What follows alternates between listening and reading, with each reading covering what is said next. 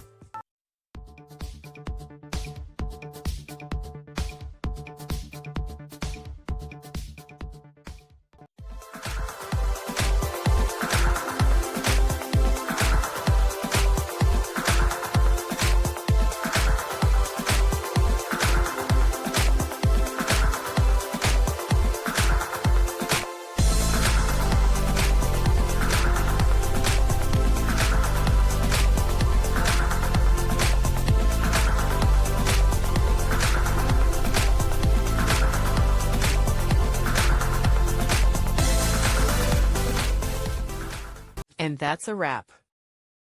I hope you found the answer you were looking for. If you did, take a second to hit that subscribe button. It really helps out. And let me know in the comments which solution worked best for you.